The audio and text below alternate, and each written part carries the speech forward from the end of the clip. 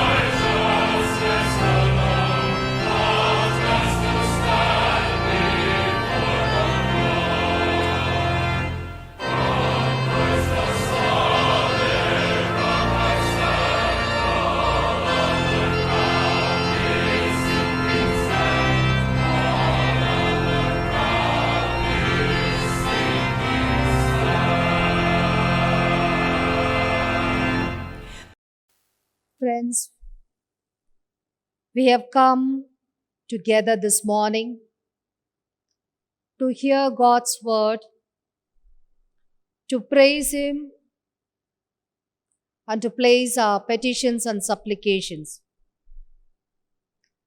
Let us call to mind our own failures, our sins, our weaknesses, and our need of God's grace. Let us all join in the prayer of confession as we pray together for the mercy of God. Heavenly Father, we confess that we have sinned against you and our neighbor. We have walked often in darkness rather than in light. We profess to believe in Christ but continue to do evil. For the sake of Jesus Christ, have mercy on us and forgive us our sins. Grant us by your Holy Spirit to discern good from evil and to do only what is right. Enable us to forgive others, that with new life we may serve you and all people. Amen. May the Almighty God have mercy on us, pardon and deliver us from all our sins, confirm and strengthen us in all goodness, and keep us in life eternal through Jesus Christ our Lord. Amen. Thanks be to God. Let us now listen to the scripture lesson. Today's gospel lesson is taken from the Gospel according to Matthew, chapter 7, verses 24 to 29. Matthew chapter 7, beginning to read from the 24th verse. Everyone then who hears these words of mine and acts on them will be like a wise man who built his house on rock. The rain fell, the floods came, and the winds blew and beat on that house. But it did not fall, because it had been founded on rock. And everyone who hears these words of mine and does not act on them will be like a foolish man who built his house on sand. The rain fell, and the floods came, and the winds blew and beat against that house. And it fell, and great was its fall. Now when Jesus had finished saying these things, the crowds were astonished at his teaching, for he taught them as one having authority and not as their scribes. Here ends the reading of the gospel portion. Praise be to God. Dear friends, I greet you all in the mighty name of our Lord and Savior, Jesus Christ. And I welcome you to this morning devotion.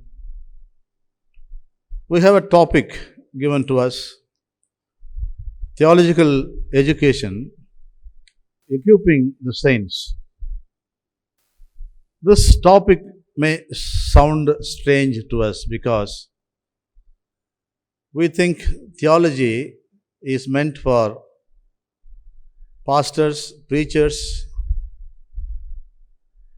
and the teachers of the Bible. It may be partly true, but on the other hand, theological education is not confined to a particular group of people. It belongs to everyone. It belongs to every Christian who believes in the Bible. Theology is nothing but the teaching about God. It is a knowledge about God. And in fact, the sermon that you hear every Sunday is also a theology that you hear. And it is a teaching about God. Therefore, today we are going to think about what this education has done so far and how we can equip ourselves to be the saints of God and to be the channels of God's mission in this world. The purpose of theological education is to equip, to enable Christians to bear witness in their everyday walks of life. Therefore, it is as simple as that. It is a teaching about God which we call theology. And it helps believers to equip themselves, to mold themselves, and to be witnesses in this challenging world. So I have 3 insights to share with you this morning as we discuss this topic and listen to the sermon today.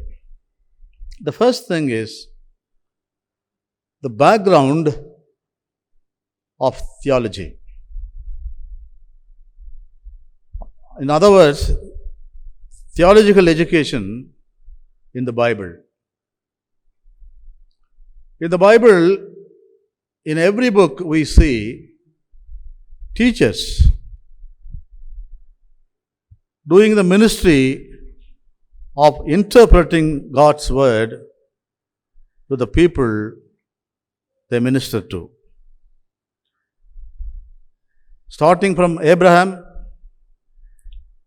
we have a list of leaders and teachers who interpreted God's will, God's plan, and God's word to the people with whom they served God. Abraham was a teacher. He was also called a friend of God. Therefore, he let the mind of God know to everyone, and he became a teacher, and he taught about God. Of course, Moses was another teacher. We can admire his teaching role in the Bible. In the same way, the list can go on. Ezra was another greatest teacher in the Bible. Elijah, Elisha, they had schools for prophets, to train prophets. And in the same way, Jeremiah was another teacher who trained other prophets. So they played a teaching role in their calling. And when you come to the New Testament, John the Baptist was a teacher, teaching the ways of God, preparing the ways of God. And Jesus himself had disciples, and he trained them to be his followers, and in turn, they become teachers of God's word. This is how theological education has got a background in the scriptures. And in the history of the church also we see, when missionaries came into our place, when they worked among us and spread the gospel, first they built hospitals, and then schools, and then seminaries where you can learn Bible, and then they built churches. This is the order in which they worked. They did the mission of God. So this is our background. We are the people of the Bible. We have the background of theological education, biblical teaching behind us. We learn the Bible even today through Bible institutes, through our own church services, our Sunday school, fellowship meetings, and through every sermon that we hear. Theological education is an ongoing process in which we are all involved. So it has not been stopped. It continues even today. In India, there are about 70 Bible seminaries to train theologians. And Serampore University is the head of all these Bible colleges. And the university gives the certificate for all those who do theological education in these 70 colleges. So this is a small background in which we are also a part. And our church now gives us many opportunities to learn the Bible, to listen to God's word, and to study the word carefully, and also to apply the meaning of God's word into our own lives. We are the people of the Bible. That is our background.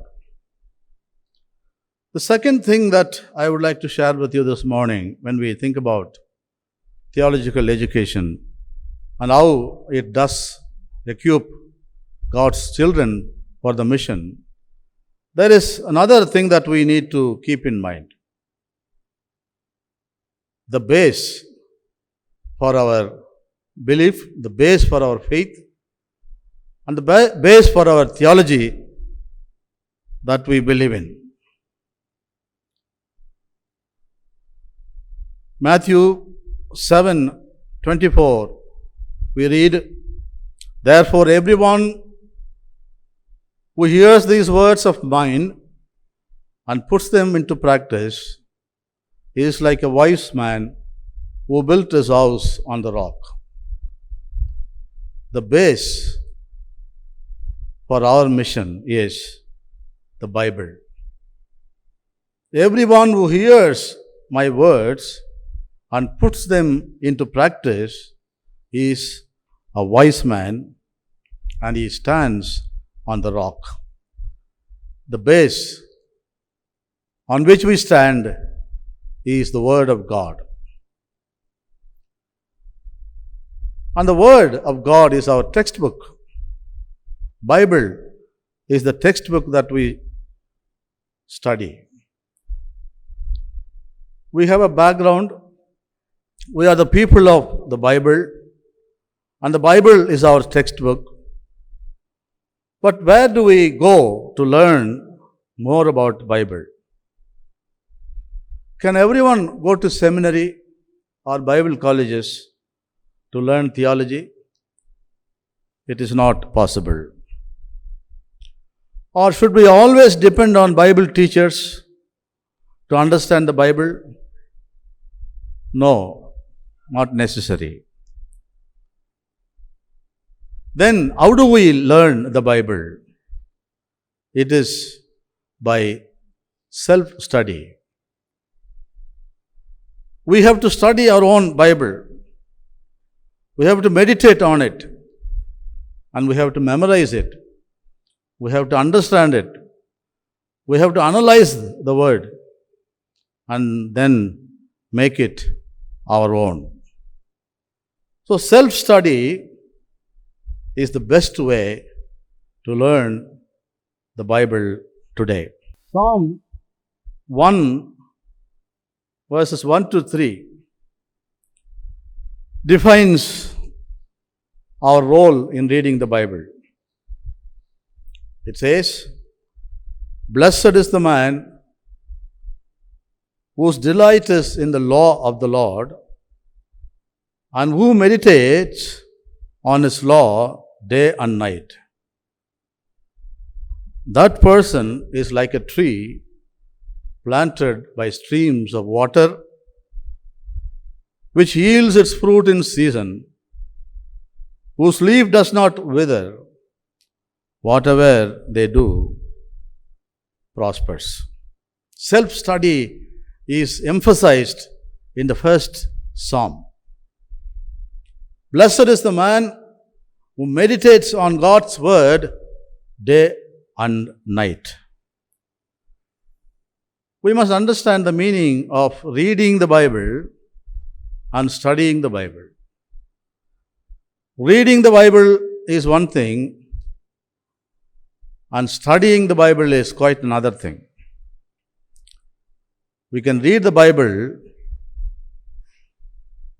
and leave it without affecting us, just like that. But when we study the Bible, the power of God's word begins to do marvelous changes in our life. So we are not just called to read the Bible, but to study the Bible.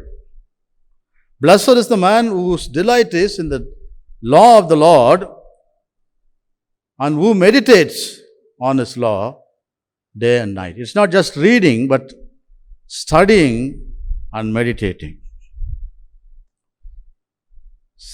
This is a saying that I always remember. Everyone should have a red Bible. It's not a red color Bible. Everyone should have a red Bible, means the Bible that you have read already.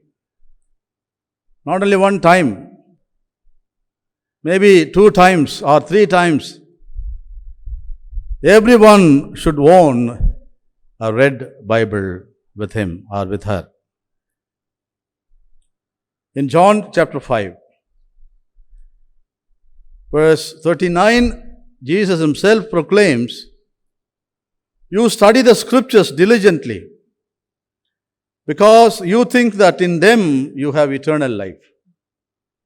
These are the very scriptures that testify about me." The scriptures testify about our Lord. Therefore, study the scriptures, not read the scriptures, study the scriptures. In other Bibles we read, search the scriptures. Therefore, it's not just reading, it's deeply studying the Bible. So, self-study is given importance, through which we can learn Bible more and more in our life. And we can also grow and grow and grow in our spirituality. There is an old song which you remember, "Read your Bible, pray every day if you want to grow." This is what we should be doing, keeping the base very strong on which we can build our life. Read your Bible, pray every day if you want to grow. This is very true. We can grow physically, spiritually, and mentally stronger and stronger if you read your Bible diligently, study the Bible, search the scriptures diligently, and you will definitely grow. Let us think about Paul. He was an intelligent scholar. When he was called Saul, he had pride in his wisdom because he studied under a great teacher called Gamaliel. But at some point of time, he felt that wisdom was incomplete. So with the wisdom that he had, he was going against the church. He was destroying the churches, persecuting the Christians, giving all kinds of troubles to the believers. And he had authority to do that. He had wisdom to do that. But he realized that that wisdom was incomplete. when he had a chance to encounter the risen Christ on his road to Damascus. After his personal contact with Christ, he became a scholar, he became a Bible teacher, and he wrote scriptures. In the New Testament, St. Paul's writings are more than the other evangelists. And he also built churches. The same church which he destroyed was again rebuilt by him. From where did he get this wisdom? It all came from his personal encounter with the living Christ himself. So this is an experience that helped him to understand who Christ is and what the Word of God is all about. Even today, people talk about reading the Bible several times.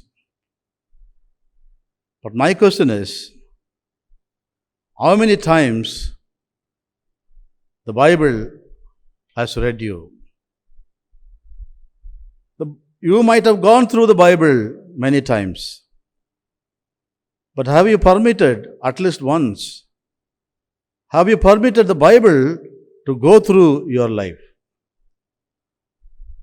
This is what Jesus says very clearly in Matthew 7:24.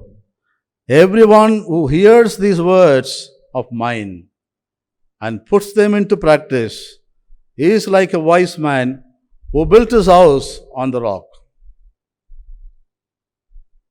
Therefore, there are two steps.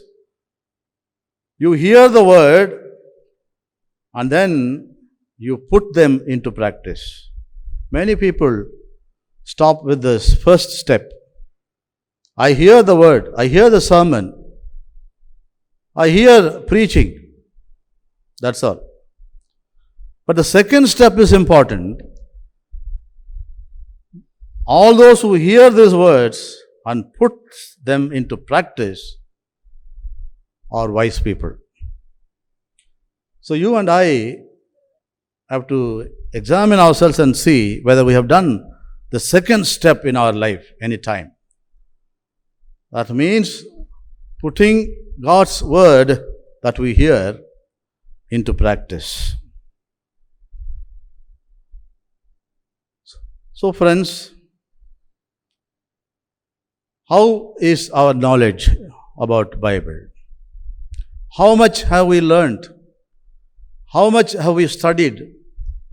And how much we can tell others what the Bible is all about? There is a story about a Sunday school teacher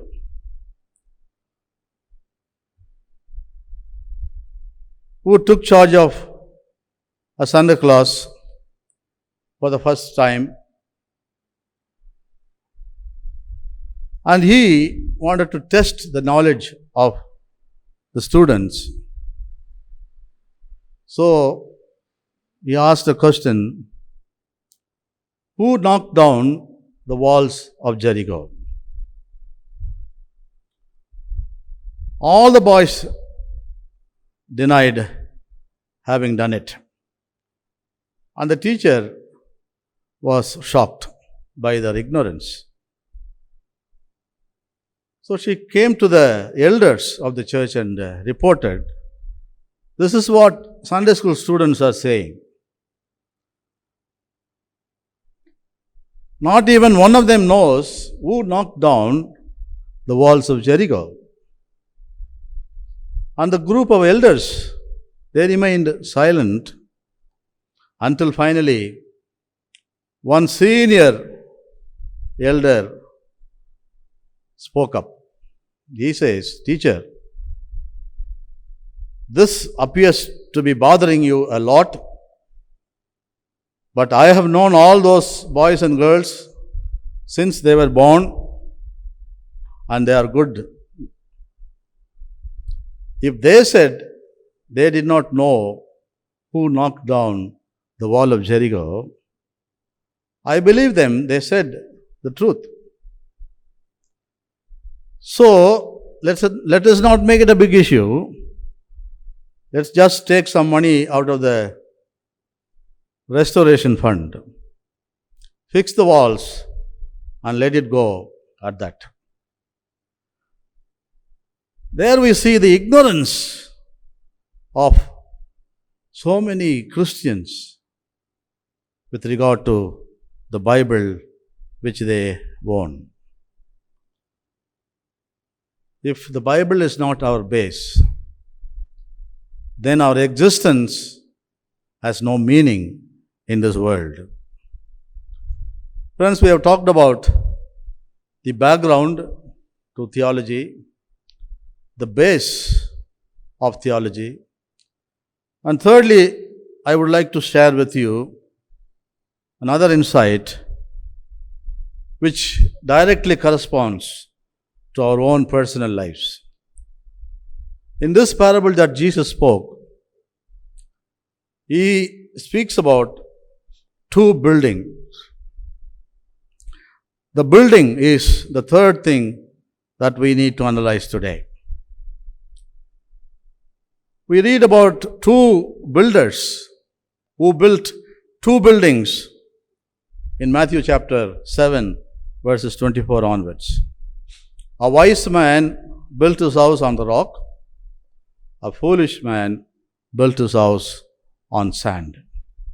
Both of them built the houses with anticipation that it would last forever.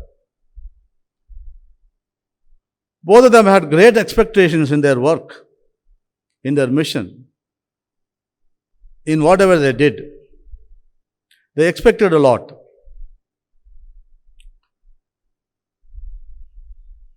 Friends, when Jesus says, the one who built his house on the rock is a wise man, he says, and he acknowledges his knowledge of God's word. He is deeply rooted in the scriptures. He listens to the Bible and he puts them into practice.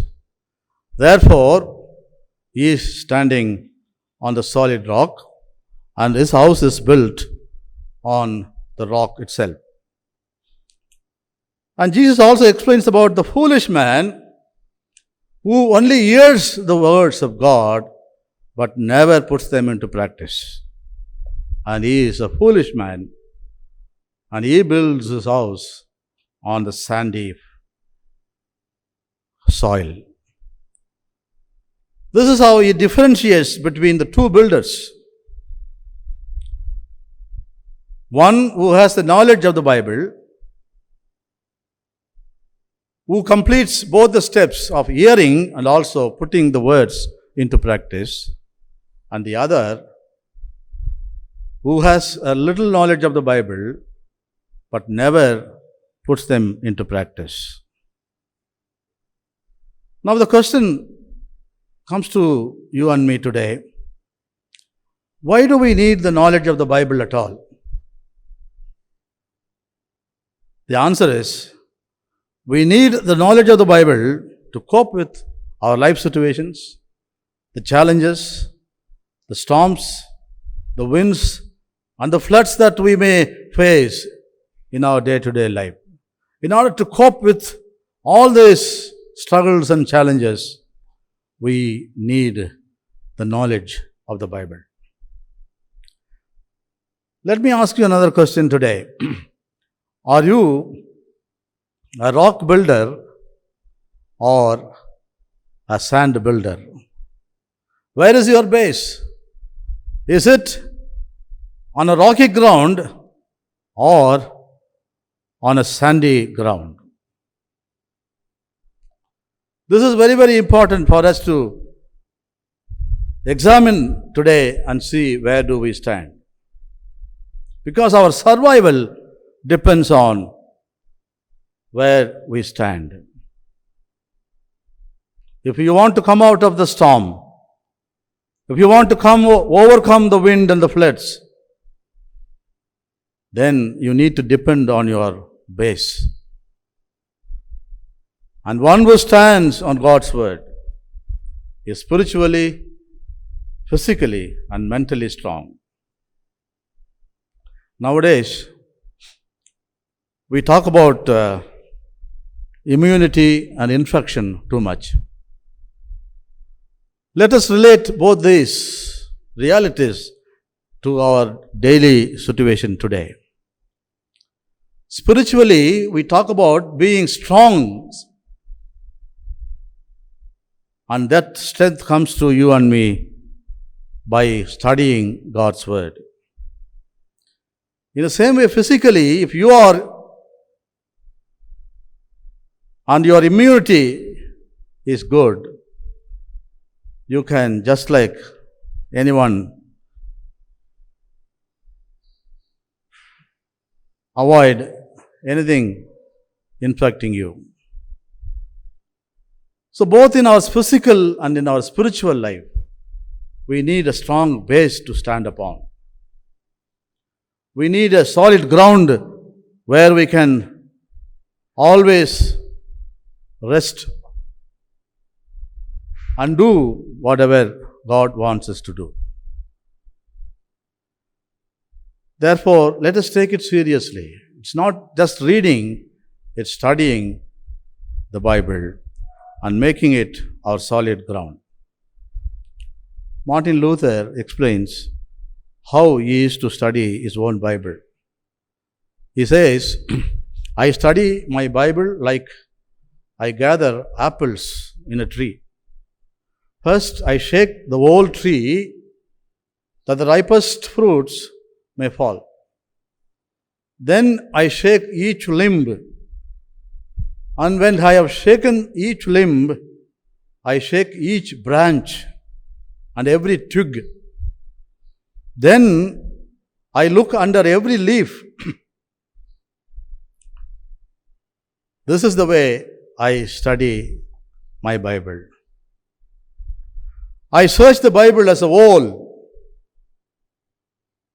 like in shaking the whole tree. Then I shake every limb, study book after book in the Bible. Then I shake every branch, giving attention to the chapters. Then I shake every twig. A careful study of the paragraphs and sentences and words and their meanings in God's Word.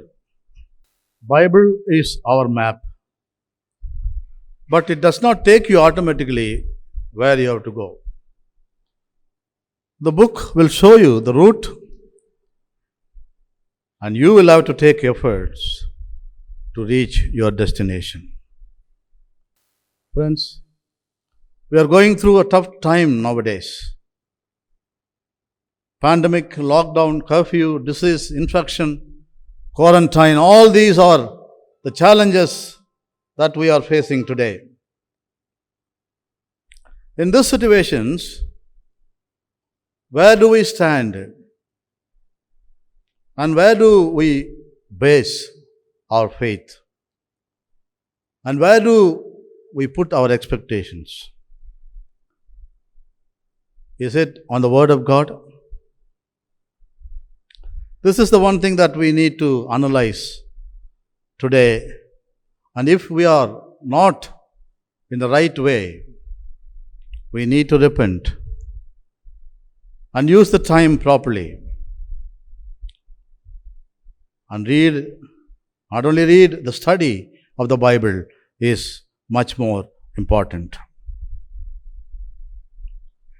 When we say the building, it refers to two things.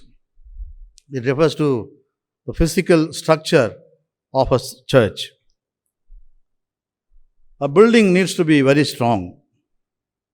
Think of St. George's Cathedral, 205 years old, but still very strong because of the foundation that is laid. And it may stand for many more years.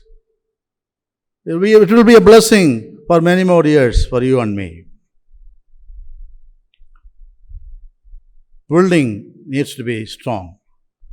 And for that, foundation has to be very strong. Our church is one model for that strong foundation. In spite of our disrespect, our disloyalties, and our disowning of this church, the church is still serving us and is a great blessing for all of us and for all our families. But this is one view of the building. There is another view when we talk about the building. Church is not only building, it is people who are the real church. It is the members, the believers, Christians, they are the real assembly and the church of God. And as believers, we are not only hearers, but also the doers of God's word. So as we come to the close of our meditation today, Jesus in this parable gives the emphasis on being practicing Christians in this world. We not only hear, we also practice. A practicing Christian is a full-time Christian. You cannot be a part-time Christian, living or leading your life according to the Bible for some time, and after that, going on your own way, doing your own wish. You cannot be a off-time Christian. Jesus says, anyone who hears my words and puts them into practice is a full-time Christian. He is a practicing Christian. This is how we can equip ourselves, enable ourselves to be the saints in this world and to be instruments in God's hand so that you can use us according to His own will and plan. Friends, we have a background. We are the people of the Bible. And that is our background. And we have a base. We stand on the solid rock, which is God's word.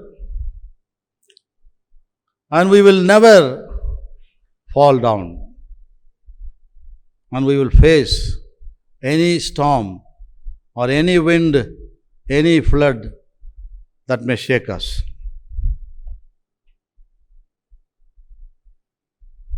And we can also be builders of God's church. Church means people. Builders of God's kingdom here in this world by practicing what we study.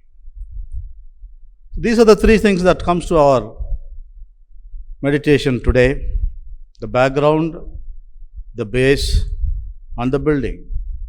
We are the people of the Bible, and our base is God's word, and our daily life is to practice what we hear and what we study in the Word of God. May these words continue to be in our mind as we commit our lives to God, so that He can use us for His purposes in the days to come. Amen. Let us all join together as we affirm our faith through the words of the Apostles' Creed. I believe in God, the Father Almighty, Creator of heaven and earth. I believe in Jesus Christ, His only Son, our Lord. He was conceived by the power of the Holy Spirit and born of the Virgin Mary. He suffered under Pontius Pilate, was crucified, died, and was buried. He descended into hell. On the third day He rose again. He ascended into heaven and is seated at the right hand of the Father. He will come again to judge the living and the dead. I believe in the Holy Spirit, the Holy Catholic Church, the communion of saints, the forgiveness of sins, the resurrection of the body, and the life everlasting. Amen. Friends, good morning and greetings to you all. We would like to wish all those who celebrate their birthday this week and families who celebrate their wedding anniversary. Sunday, August the 2nd, Mr. J.R. Moses, Mr. A.P. Jairaj, Mrs. Yvonne Captain, Mrs. Priyanka Theophilus, Mr. Jayant David, Jonathan Sanjay Ratnam, Mr. Amit Albert, Mr. John Roshan. Monday the 3rd, Mrs. Nita Hopper, Mrs. Zebeda Rego, Mr. Roshan Sandosham, Ms. Sheila Sampson, Dr. Tangam Samuel, Ms. Chanchala Santosh, Mr. Vivin Ratanaraj, Ms. Angeline Emmanuel, Mr. Bhaskar Absalon, Reverend Dr. Bhaktan Theophilus. Tuesday the 4th, Mrs. Mala Prabhakar, Mrs. Leela Vasigaran, Dr. Mrs. Naomi Prabhakar, Mr. P. Dominic, Mr. Samuel Ajay Dasagupta, Mr. Mark Lawrence, Mr. Chittaranjan, Mr. P. Asirvadam, Mr. P. S. Prince, Ms. Janice Charles. Wednesday the 5th, Mr. N. E. Raj, Mr. Alfred Richard, Mr. Emmanuel Devapragasam, Ms. Janice Rachel Sweta, Ms. Shehna Sahai Raj, Aditi Hannah Ashok. Thursday the 6th, Dr. Samuel Ebenezer, Mr. Roshan J. Singh Srivastav. Friday the 7th, Ms. Sharon Moses, Ms. Zina Sandra, Mrs. Vinita Deepak, Mr. Alexander David Devasagayam, Arav Gerson Prabhu, Mrs. Magnus Megawell. Saturday the 8th, Mrs. P. Veti, Mr. Ebenezer Satyaraj, Mr. Suresh Samuel, Mr. Robinson Gurumurthy, Mrs. Shobana Edith Jacob, Dr. Mrs. Rajita Sharon David. Families who celebrate the wedding anniversaries. Monday, August the 3rd, Mrs. and Mr. Verghese Thomas, Mrs. and Mr. Christopher Vinod Julius. Tuesday the 4th, Mrs. and Mr. Neville Moses, Mrs. and Mr. Nehemiah Nelson Samuel. Wednesday the 5th, Mrs. and Commander P. Arulnadam. We wish all of you happy birthday and happy anniversary. May God's choicest blessings be upon you, and may He add many more blessed years and help you and strengthen you to move forward in the faith journey ahead. May God bless you all. Amen. Banns of marriage. We published the banns of marriage between Reverend Deacon D. Simon Samuel, son of Reverend S.J.D. Dharmaraj, and Mrs. J. Janet J. Seeley, members of CSI Church of the Holy Spirit, Saligramam Pastorate, Diocese of Madras, and Annie Jayapriti, daughter of Mr. J. Prasad Samuel and Mrs. E. Sheila, members of CSI St. John's Church, Kadalur Pastorate, Diocese of Madras. This is the third banns published. This marriage will be held on the 7th of August in St. George's Cathedral. Friends, if any of you know any just cause as why these two persons should not be joined together in this holy matrimony, you are to declare it in writing to the presbyter in charge of this congregation. Dear friends, this is my great delight to greet you all once again. I want you to know that our outreach project of building village churches at two places are going well. One in Pundi and another in Nagalapuram. There are pictures on the screen. That is the present stage of the building. It's nearing completion. Maybe in 1 month's time, we will be able to complete the project. And I want to thank all the church members for your prayers and support in this outreach program. And especially, I would like to thank our secretary, our treasurer, and all the members of the pastorate committee for their ready cooperation and support in this outreach program. And by God's grace, in spite of all the obstacles and difficulties, God's church is being built and the work is progressing. And if God willing, we'll be able to see the new church completely finished within 1 month. Therefore, I request you to continue to pray and extend your cooperation and support. May God bless you all. Let us pray.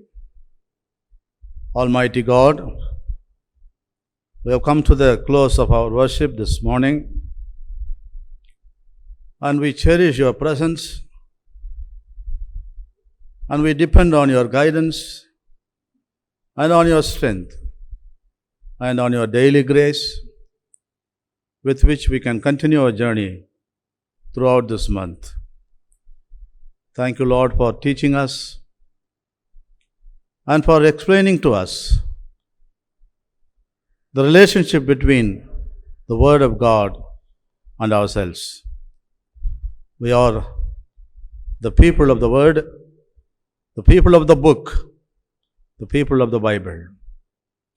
Help us, Lord, to remain confident in what we believe, and enable us, Lord, to practice what we believe.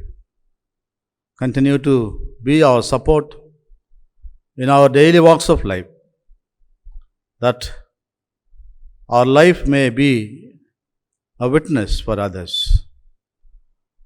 We are not only doers of the word, we also practice what we believe in. Let that practice in our life of God's word be a great blessing for others to follow. Thank you, Lord, for being with us throughout this worship, and for blessing our unity, and for filling our houses with your presence. Continue to protect us, Lord. Continue to give us your grace to do your will in our lives, and to be effective witnesses and practicing Christians in and around our neighborhood. We give you all honor and praise, and we bless your holy name for all your blessings in our life. We pray for those who celebrate birthday and the families celebrating their wedding anniversaries. Continue to be with them and bless them abundantly with your new grace day by day. Bless the bands that we have published as the families come together to get their children united in the marriage. Grant them your support and grace, that this new family would be a lighthouse for you, spreading your love and grace for others. We commit ourselves, our families, our children, and all those who belong to us as a church into your mighty hands. Continue to be with us, Lord, and bless us. In Jesus' name we pray. Amen. Let us say the Lord's Prayer together. Our Father in heaven, holy be your name, your kingdom come. Your will be done on earth as it is in heaven. Give us this day our daily bread and forgive us our sins as we forgive those who sin against us. Lead us not into temptation, but deliver us from evil. For yours is the kingdom, the power and the glory, forever and ever. Amen. May God's word be in your heart. May God's word be on your lips. May God's word be in your touch. May God's word direct your feet on this day and all your days to come. May God's word be the life you live, and the blessing of God Almighty, the Father, the Son, and the Holy Spirit be amongst you and remain with you always. Amen.